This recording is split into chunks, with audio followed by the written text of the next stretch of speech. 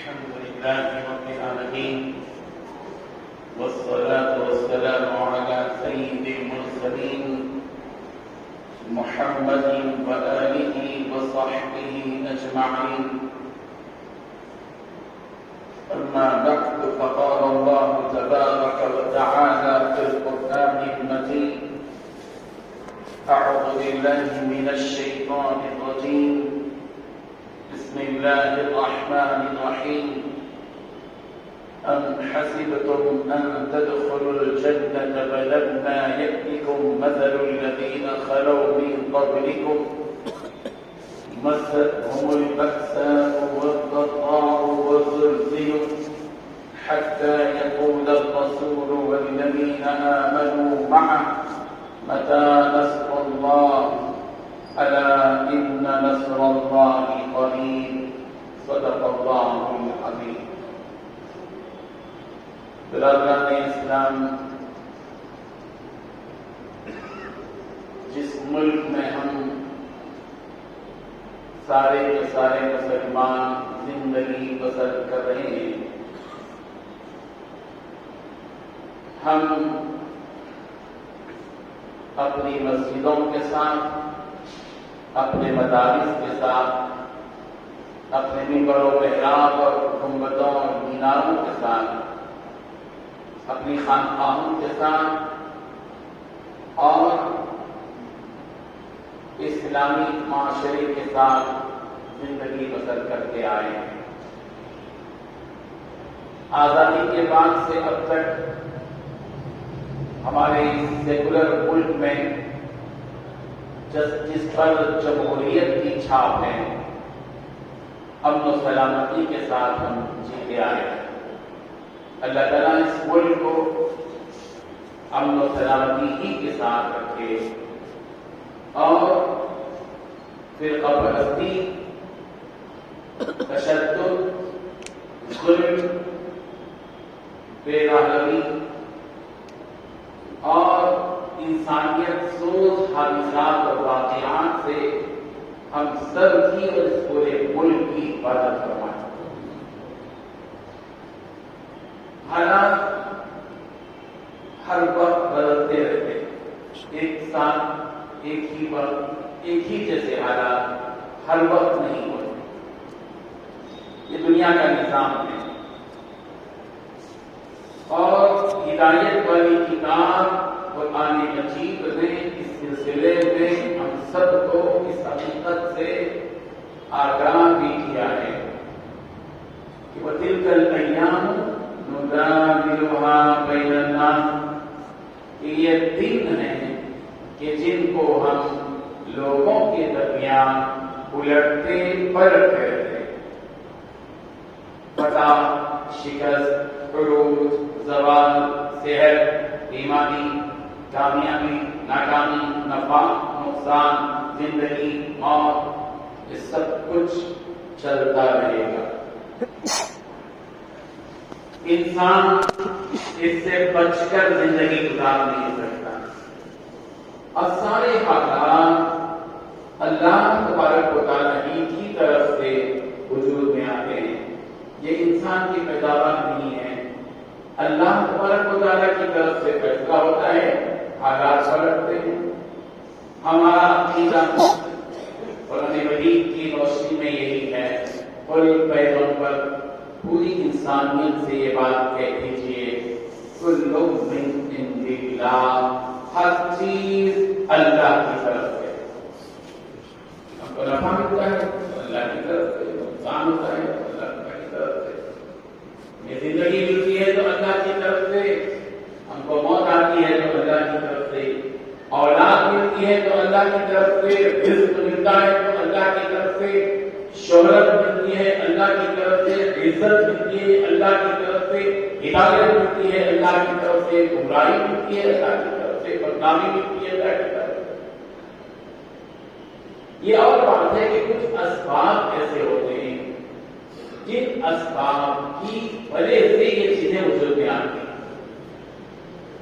اللہ تعالیٰ نے اس سلسلے میں بھی قرآن مجید میں وضاحت کے ساتھ بتایا، ظہر الفساد فی البر والبحر، بیمان کسرت ایدی الناس، کہ وہ زمین پر بر میں ہو یا بحر میں ہو، سمندر میں ہو یا خشکی میں ہو، شہروں میں ہو یا دیہاتوں میں ہو، جہاں کہیں بھی بگاڑ پیدا ہوتا ہے، بگاڑ کھڑے ہوتا ہے، فساد، فتنے، بگاڑ، یہ سب انسانوں کے ہاتھوں کی کمائی ہے، انسانوں کے ہاتھوں کی کمائی ہے۔ انسان اللہ کی نافرمانی کرتا ہے، رب الجلال کے حکموں سے منہ موڑتا ہے، حالات کرتے ہیں، بگاڑ پیدا ہوتا ہے۔ اور اللہ تعالیٰ نے اور ایک جگہ فرمایا وَمَا أَصَابَكُم مِّن مُّصِیبَةٍ فَبِمَا كَسَبَتْ أَیْدِیکُم، جو کچھ بھی مصیبت تم کو آتی ہے وہ تمہارے اپنے ہاتھوں کی کمائی ہے، تمہارے ہاتھوں نے کمائی ہے۔ اس لیے نظام کو بدلنے کے لیے اعمال کو بدلنا پڑے، نظام کو بدلنے کے لیے اپنے آپ کو بدلنا پڑے۔ اور اللہ کا قانون یہ ہے کہ اللہ اس وقت تک کسی قوم کی حالت کو نہیں بدلتے جب تک کہ وہ قوم خود اپنی حالت کو بدلنے کا ارادہ نہ کرے۔ ہمارے اس ملک کے اندر حالات میں تبدیلی آ رہی ہے، رفتہ رفتہ یہ ملک ایک ایسی سمت کی طرف سفر کر رہا ہے جس سمت پر پہنچنے کے بعد ظاہری اعتبار سے ہم مسلمانوں کے لیے کچھ دشواریاں ہیں، اور یہ دشواریاں، یہ مصیبتیں، یہ مشقتیں دنیا میں آتی رہتی ہیں، گزری قوموں پر بھی آئی، ایسا نہیں کہ صرف اس امت پر یا صرف اس ملک پر آئی ہے، دنیا کے مختلف ممالک میں رہنے والے انسانوں پر مختلف قسم کے حالات آتے ہیں، ہم پر بھی حالات آئیں گے۔ اللہ تعالیٰ نے اسی لیے فرمایا، عام طور پر آدمی یہ سمجھتا ہے کہ میں نماز پڑھ لوں گا، روزہ رکھ لوں گا، تھوڑے کام کر لوں گا تو جنت مل جائے گی۔ ایسا نہیں ہے، جنت کے ملنے کے سلسلے میں بہت سی اسلام کی ہدایات ہیں، ان پر عمل کرنے کے بعد آدمی اس قابل بنتا ہے کہ وہ جنت میں جائے۔ اسی لیے اللہ تعالیٰ کہہ رہے ہیں ام حسبتم ان تدخلوا الجنة ولما يأتكم مثل الذين خلوا من قبلكم، کیا تم یہ خیال کرنے کے لیے تم پر بھی وہی حالت آ سکتے ہیں جو تم سے پہلے قوموں پر آئے؟ کیا حالت ہے؟ مقصد البأساء والضراء، تکلیفیں، مصیبتیں، مشقتیں، الجھنیں، پریشانیاں، یہ سب مجھ کے اوپر آئیں۔ پھر اس کے بعد وہ زلزلوا، وہ قوم والے زلزلے کا شکار ہوئے، پہنچا گیا زندگیوں میں، زلزلہ آیا ان کی زندگی میں۔ پھر اس وقت میں اس زمانے کے رسول نے اور ان کے ساتھ جو ایمان لائے تھے سب نے اللہ کی طرف رجوع کیا اور کہا متی نصر اللہ، اللہ کی مدد کب آئے گی؟ تو اللہ نے ان ایمان والوں اور رسول کی اس پکار کا جواب یوں دیا الا ان نصر اللہ قریب، خبردار بے شک اللہ کی مدد قریب۔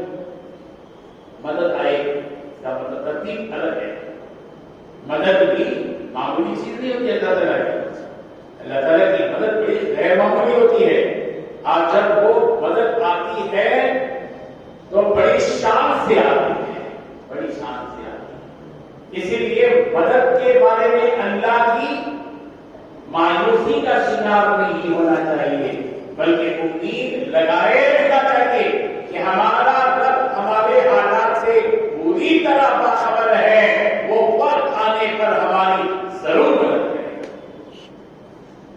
اللہ تعالیٰ نے ان کو یوں چھوڑ نہیں دیا ہے. یہ 25 کروڑ 20 کروڑ 17 کروڑ جو بھی ہے ہندوستانی مسلمانوں کو یوں ہی نہیں چھوڑ دیا ہے کہ جاؤ جو چاہے کہ ہم تمہارے طریقے نہیں آئیں گے, تمہارے معاملات میں ہم انوالو نہیں ہوں گے. ایسا نہیں ہے. اللہ تعالیٰ کی حکمتیں ہیں, ہوتی ہیں. بات مرتبہ ماں جیسے اپنے بچے کو چھوڑ دینا, کیا کرتی ہے, بچہ دیکھتے ہوئے جاتے رہتا, تو ماں کیا کرتی ہے, دور سے بیٹھ کر دیکھتے رہتی ہے, جانے کو کہاں تک جاتا. لیکن جب گڑا قریب آتا ہے تو ماں لپک کر جاتی ہے, بچے کو تھام لیتی ہے, اپنے آغوش میں لے لیتی ہے. اللہ تعالیٰ بھی ہم کو دیکھ رہے ہیں یہ کہاں تک جاتے ہیں. حالات آنے پر کیا کچھ کرتے ہیں, کیا عمل کرتے ہیں, کیا زبانوں سے کہتے ہیں, کیا تبدیلی لاتے ہیں, اپنے آپ کو بدلنے کی کوشش کرتے ہیں یا نہیں. اللہ تعالیٰ آزماتے ہیں. زندگی کا مقصد آزمائش ہے. صرف نماز پڑھنا نہیں ہے, صرف روزہ رکھنا نہیں ہے. زندگی کا مقصد کیا ہے؟ زندگی میں آنے والے حالات کا سامنا کرنا, مقابلہ کرنا, برداشت کرنا, اس کو سہنا, اس کو جھیلنا, اور پھر اپنے دین پر ثابت قدم رہنا. پھر جب آئے گی اللہ کی طرف سے مدد. قرآن مجید نے حقیقت کے سلسلے میں واضح انداز میں رہنمائی کی ہے. ان الذین قالوا ربنا اللہ ثم استقاموا تتنزل علیہم الملائکہ.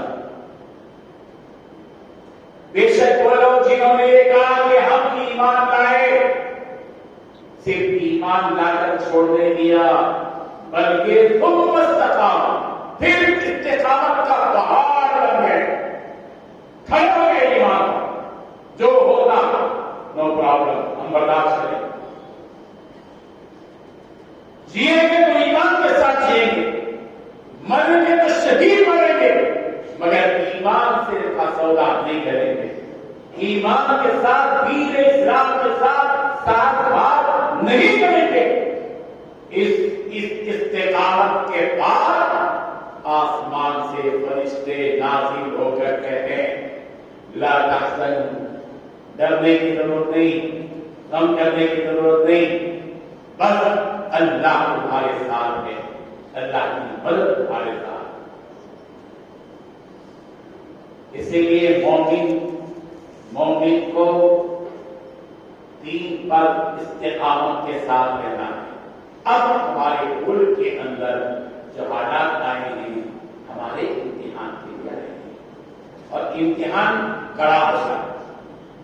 بڑا امتحان کڑا ہوتا ہے, چھوٹا امتحان تو ایزی ہوتا ہے. بڑا امتحان بچے جب 10th کا ایگزام دے آتے ہیں, IAS IPS کا امتحان دے آتے ہیں, کیا بولتے ہیں, بڑا امتحان ہے, بڑا امتحان. یہ IAS کا جو ایگزام ہے نا, اس سے بڑا ایگزام ہے ایک ایمان والے کا, اور پیش و جلال کے اس امتحان حال میں جو دنیا میں اللہ نے قائم کیا ہے. یہ امتحان دنیا دارالامتحان ہے, دنیا دارالعمل ہے.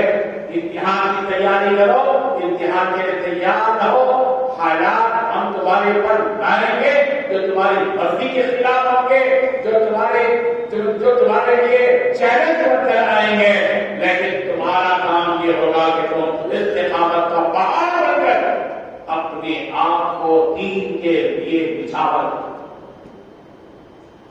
تم کہو وہی جو نبی نے کہا, تم کہو وہی جو قرآن نے کہا, تم کرو وہی جو قرآن نے کہا, تم کرو وہی جو نبی نے کہا. تمہارے لیے امتحان کا وقت ہے, تم دین پر آ جاؤ, تمہارا پروردگار تمہاری مدد کے لیے آئے. یہ ہے وہ پیغام. اس وقت ہمارے ملک میں جو حالات آ رہے ہیں, رفتار. ایک پہلا کام کیجیے, کبھی بھی بزدلی کی بات, مایوسی کی بات, خوف کی بات کبھی اپنی زبان سے مت نکالیں. یہ پہلی بات. آپ کبھی کوئی بھی سامنے آتے ہیں, کوئی کہہ رہا کہ حالات خراب ہو گئے, بہت خراب ہو گئے, اب تو بہت مشکل ہے, وزیر صاحب اس کا مطلب ہے کہ اس نالائق کو سب کچھ معلوم ہے مگر رب کی طاقت معلوم ہے. جو شخص بھی آپ کے سامنے مایوسی کی بات کرے گا، سوشل میڈیا پر خوف کی باتیں پھیلائے گا، وہ دین اسلام اور مسلمانوں کا سب سے بڑا دشمن. ہمت کی بات کرو، وہ بات کرو جو قرآن کہہ رہا ہے وَلَا تَهِنُوا وَلَا تَحْزَنُوا. بے ہمتی کی باتیں مت کرو، کم ہمت مت ہو جاؤ، غمگین، غمزدہ، مایوس مت ہو. وَلَا تَيْأَسُوا مِن رَوْحِ اللَّهِ. اللہ کی رحمت سے مایوس مت ہو جاؤ. تم خوش نصیب ہو کہ تم ایمان والے ہو، تم خوش نصیب ہو کہ اس کتاب کے ماننے والے ہو، تم خوش نصیب ہو کہ اس نبی کے ماننے والے ہو، اور تم اس لیے خوش نصیب ہو کہ تمہارا زمین اور آسمان کے خالق اور مالک سے رابطہ بنا ہوا ہے، رشتہ جڑا ہوا ہے. جو یہ رشتہ اپنے اندر رکھتا ہے وہ کبھی مایوسی کا شکار ہو نہیں سکتا. ہمت کے ساتھ. اور اب ان حالات میں کچھ کام ہم کو کر رہے ہیں. سب سے پہلی بات یہ کہ ہم کو اپنے دین کی حفاظت کریں. دین بڑا چیلنج ہے. ہم بغیر پیسے کے مر جائیں گے تو پرابلم، بغیر دولت کے مر جائیں گے، بغیر بڑی گاڑی کے مر جائیں گے، بغیر ذاتی مقام کے مر جائیں گے، زندگی تو گزر جائے گی، لیکن بغیر ایمان کے مر جائیں گے. بغیر ایمان کے ہم یہاں جو بیٹھے ہوئے اس مسجد میں ایمان کی کیفیتوں کے ساتھ، نبی سے رشتے کے ساتھ، قرآن نبی سے رشتے کے ساتھ، دین اسلام سے رشتے کے ساتھ ہم جو وہاں بیٹھے ہوئے ہیں، یہ اللہ کی سب سے بڑی ہے. اس سے بڑھ کر اور اس کے برابر کوئی نعمت ہو نہیں سکتی. اتنی بڑی نعمت دنیا کے ملک کے سب سے بڑے بازار، سب سے بڑے بزنس مین کو جو نعمت ملی ہے، اس سے بڑھ کر نعمت ایک مسلمان جو غریب اور فقیر ہے اس کو وہ نعمت اس سے بڑی نعمت ملی. ہم احساس کمزوری کا شکار ہیں. اب ہمارے اپنے دین کو ہمیں بچانا ہے. صرف ہمارے دین کو نہیں، ہماری نسلوں کے دین کو بھی بچانا ہے، ہماری عورتوں کے دین کو بھی بچانا ہے، ہمارے آنے والے بچوں کے دین کو اور بچیوں کے دین کو بھی بچانا ہے. اب ٹارگیٹ بنا کر ہمیں زندگی بسر کرنا ہے. کمائیں الحمدللہ، کھا بھی رہے ہیں ماشاءاللہ، لیکن سب سے بڑی چیز جس کی حفاظت اب کرنی ہے، جس کا امتحان ہمارا ہونے والا ہے، وہ ہمارا دین. یہ دین، اس دین سے جڑے ہوئے ہر وقت رہنا ہے. ہر وقت چاہے کچھ بھی ہوتا ہے مگر ہم اپنے دین سے جڑے رہیں گے، پیارے آقا سے جڑے رہیں گے. اس عزم مسلمان کے ساتھ آپ اس اجلاس سے اٹھیں گے کہ آج کے بعد ہماری کوشش یہ ہوگی کہ ہم اپنے دین کو مضبوط کرنے کے لیے کیا کوششیں کر سکتے ہیں ہم کریں. اور دین مضبوط ہوتا ہے آپسی محبت سے، ایمان مضبوط ہوتا ہے آپس کی محبتوں سے. محبت کو بڑھائیے اور اس کے لیے معیار اور نمونہ میرے اور آپ کے پیارے آقا حضرت محمد مصطفیٰ صلی اللہ علیہ وسلم کی بہترین زندگی ہے. مدینے کا ماڈل، مدینے کا آئیڈیل جاننا کی سرزمین میں لا کر ٹھوکو، لاؤ فٹ کرو اس معاشرے کے اندر. جب تک ہم ہندوستانی مسلمان مدینے کے سماج، مدینے کے کلچر، مدینے کی تہذیب، مدینے کے تمدن اور مدینے کے معاشرے کو وہاں سے امپورٹ کر کے لا کر ہمارے اس معاشرے میں جوڑنے کی کوشش نہیں کریں گے، اس وقت تک ہم اپنے دین کے اعتبار سے، ایمان کے اعتبار سے محفوظ نہیں رہیں گے. یہ حقیقت ہے. وہاں سے امپورٹ کر کے لائے. مدینے کا ماحول کیا تھا؟ سارے صحابہ ایک دوسرے کے بھائی بن کر زندگی گزارتے تھے. سارے صحابہ سب ایک دوسرے کو اپنا بھائی سمجھتے تھے. آج ہماری مسجدوں میں پوچھو، مسجد میں بیٹھ کر مسجد میں کیا کروں؟ مسجد میں بیٹھ کر ایک آدمی سے پوچھے کہ آپ کے بھائی ہیں؟ صاحب بولے ہم نے ابھی تک ایسا معاشرہ قائم نہیں کیا کہ ہم ذہنی طور پر اپنے مسلمان بھائی کو بھائی تسلیم نہیں کیا. پھر کس بات کا الزام ہے کہ ہم اس ملک میں ساری چیزیں گزاریں؟ کیسے کر لیں گے؟ کیسے کر لیں گے اس ملک میں؟ ہم اس ملک میں ایمان اور اسلام کے ساتھ جینے کا ارادہ ہم میں سے اگر سارے کے سارے رکھتے ہیں تو پہلے طے کرنا ہوگا کہ دلوں کے اندر کے جو بغض، حسد، کینہ، دشمنی، عداوت، لڑائیاں، ان ساری چیزوں کو لٹا کر خود دفن ہونے سے پہلے اپنے قبرستان میں دفن کرنا. جب تک ہمارے دلوں میں کینے رہیں گے، بغض رہے گا، حسد رہے گا، ایک دوسرے کو دیکھ کر چلنے کی کیفیت رہے گی، عداوتیں رہیں گی، یہ جھگڑے تو ہماری برادریوں کے، مسلکوں کے، مکانی کے فکر کے یہ جھگڑے جب تک رہیں گے اس وقت تک ہم کامیابی کا چہرہ نہیں دیکھ سکتے.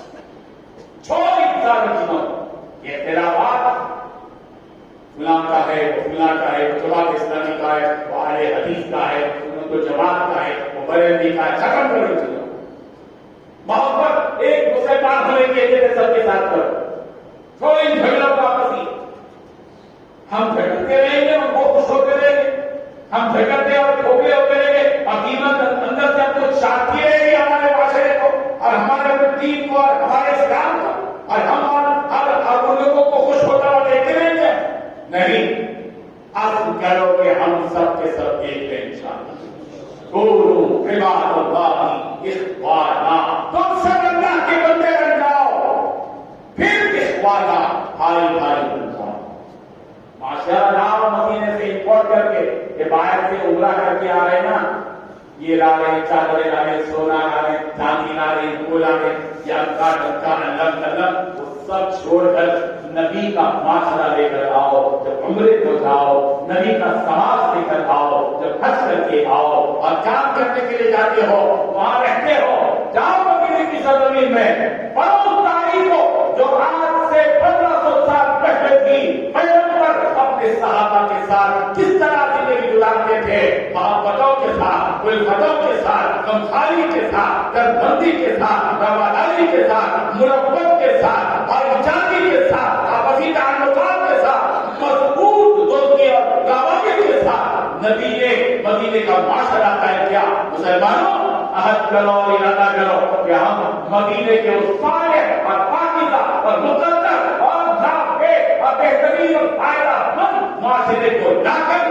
جنت کی سرزمین میں فٹ کریں گے. جب تک یہ نہیں کریں گے یہ جوتے کھاتے نہیں، یہ مار کھاتے نہیں. اس لیے محبت قائم کرو، محبت محبت محبت، سب کو اپنا بھائی بناؤ اور اس کے بعد اتحاد پیدا کرو. اتحاد، لڑائی ختم کر دو ایک دوسرے، اور پھر اپنے دین کی مضبوطی کے لیے اللہ کی اس کتاب کو تھام لو. یہ اللہ کی کتاب قرآن مجید کیا ہے صاحب؟ یہ کتاب ہدایت ہے. کتاب قرآن ہدایت کی کتاب ہے. ہدایت کا مطلب رہبری. ہم مسلمان سب بیٹھ کر 5 منٹ کے لیے غور کریں کہ اللہ نے اپنے نبی کے دل پر حضرت جبرائیل کے ذریعے جس آفاقی کتاب قرآن مجید کو اتارا، اس کتاب کو صحابہ نے تھاما، کامیابی حاصل کی. تابعین نے تھاما، کامیابی پائی. تابعین نے حاصل کیا، کامیابی حاصل کی. اولیاء امت نے حاصل کیا، کامیابی حاصل کی. آج ہم ناکامی کا چہرہ دیکھنے پر اس لیے مجبور ہیں کہ ہم نے اس کتاب کو مسجد کے کونے میں رکھا، گھر کا شوپیس بنایا، جہیز کا آئٹم بنایا، قسم اور جھگڑے کے لیے اٹھایا، مرنے کے بعد اس سارے ثواب کے لیے اٹھایا، ہدایت کے لیے اس کتاب کو اپنے کبھی نہیں اٹھایا. اب کتنے مسلمان بھی بتائیے، کتنے فیصد اس ملک میں مسلمان ہیں جنہوں نے اس کتاب کو سمجھ کر پڑھا ہے؟ 2% مسلمان، 2%، 3%، چلیے 5%. جس قوم کا حال یہ ہے کہ اس قوم کے 95% مسلمان اپنی ہی کتاب کو اپنی زندگی سے نکال کر جی رہے ہوں، اس سے ہدایت اور رہبری حاصل نہیں کرتے. ہم گوگل سے رہبری پاتے ہیں، مجھے معاف کیجیے، ہم گوگل سے رہبری حاصل کرتے ہیں، چلتے ہوئے، راستہ چلتے ہوئے، اورنگاباد جانا ہے، بمبئی جانا ہے، لوکیشن ڈالتے ہیں، گوگل سے رہبری حاصل کرتے ہیں، مگر اللہ کی کتاب سے اپنی زندگی کے لیے رہبری حاصل کرتے ہیں. ہم فیس بک سے رہبری حاصل کرتے ہیں، انسٹاگرام سے رہبری حاصل کرتے ہیں، واٹس ایپ سے رہبری حاصل کرتے ہیں، یوٹیوب سے رہبری حاصل کرتے ہیں، انٹرنیٹ سے رہبری حاصل کرتے ہیں، لیکن اللہ کی کتاب سے رہبری حاصل نہیں کرتے. جب تک اس کتاب کو ویسے ہی چھوڑو گے وہ اوپر رہے گی اور ہم سب نیچے کے پیچھے رہیں گے. ذلت، رسوائی، ناکامی، شکست، اسی سے دو چار ہوتے ہوتے ہوتے دیگر قوموں کے سامنے پسپا اور ذلیل ہو کر بتائے. اٹھو مسلمانوں، اللہ کے گھر میں ہم سب بیٹھے ہوئے ہیں، جمعہ کا موقع ہے، پاک گھر میں بیٹھے ہوئے ہیں، اپنے دل کو پاک رکھو، پاک کرو اور اللہ سے ارادہ کرو، میرے رب مجھے معاف کر دیجیے، میری 30 سال کی زندگی گزر گئی، میری 40 سال کی زندگی گزر گئی، میرے 50 سال گزر گئے، میرے 55 اور 60 سال گزر گئے، پروردگار مجھے معاف کر دیجیے، میں نے ہر فن سیکھا، ہر چیز حاصل کی، آپ کی کتاب سے میں نے سبق اور درس حاصل نہیں کیا، مجھے معاف کیجیے، استغفار کیجیے، جمعہ کے بعد سے عہد کیجیے، روزانہ اللہ کی اس کتاب سے 2-4 آیتیں ہی صحیح پڑھیں گے، ترجمہ پڑھیں گے، اس کی تفسیر پڑھیں گے، اس عالم کے دین کو پکڑیں گے، 1000-2000 دیں گے، کوئی دولت جانے والی نہیں ہے، مگر اللہ کی کتاب کو سمجھنے کی کوشش کریں گے.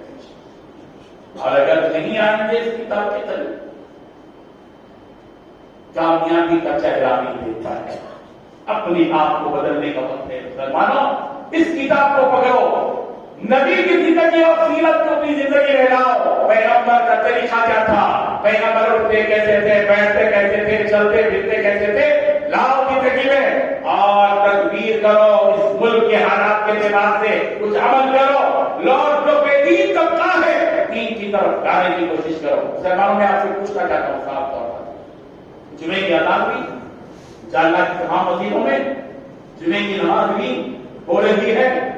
میں آپ سے پوچھتا ہوں، مسلمانوں کے کتنے فیصد لوگ جمعے کی نماز پڑھتے ہیں؟ کتنے؟ 30% پڑھتے ہیں. 50% طبقہ مسجد سے دور ہے، جمعہ سے دور ہے. 80-70% طبقہ بے دینی کی زندگی گزار رہا ہے. انہوں نے آج تک نماز میں احرام نہیں دیکھا ہے، آج تک نہیں دیکھا.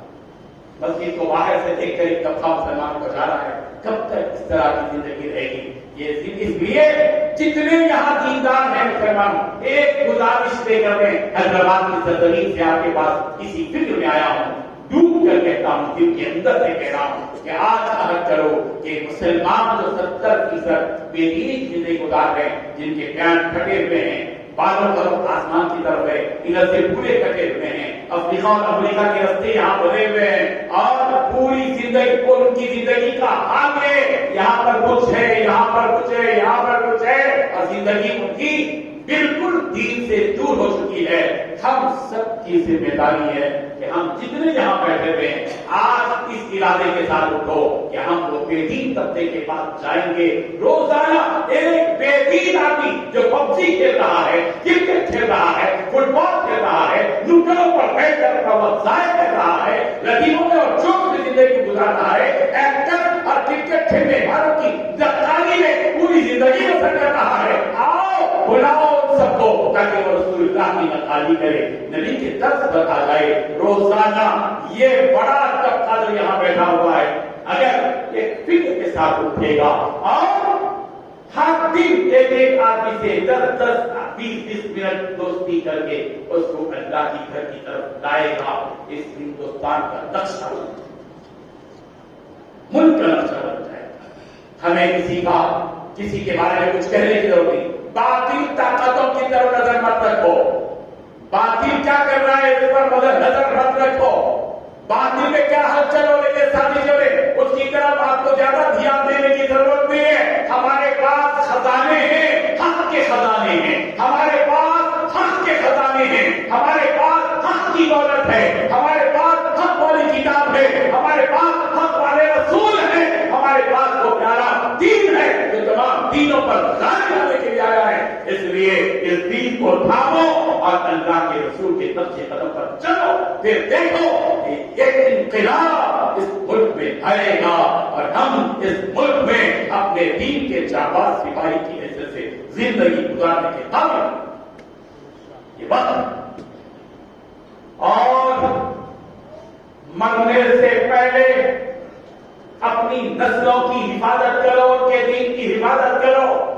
کہیں ایسا نہ ہو کہ آپ اپنی بچی کو جس اسکول یا کالج میں بھیج کر آ رہے ہیں اور وہ بچی کوئی ایجوکیشن کے بہانے عام اجنبی مرد سے اپنے تعلقات رکھ کر اپنی عصمت کھو رہی ہے، اپنی حیا بیچ رہی ہے، اور آپ مسجد میں بیٹھ کر تہجد پڑھ رہے ہیں اور آپ کو اس کی فکر نہیں. آپ دین سمجھنے سے تہجد پڑھنے کا نام یاد رکھیے.